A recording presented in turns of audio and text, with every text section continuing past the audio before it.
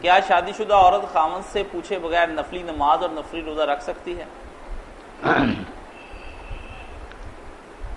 یہی مسئلہ آپ دیکھیں کہ خاوند اور بیوی کا معاملہ دین میں آپس میں کتنا اہم ہے اور نازک ہے.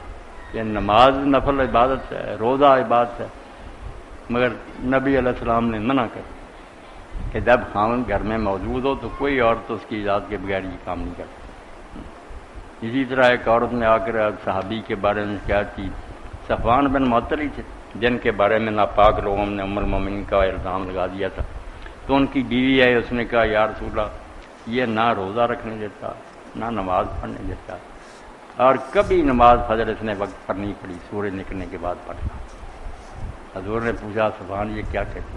فرمایا یا رسول اللہ جو کہتی ہے نا نماز نفل. آپ دیکھتے ہیں میں جوان ہوں، یہ کئی صورتیں ایک ایک رکعت میں پڑھتی، ایک صورت سے نماز نہیں ہوتی.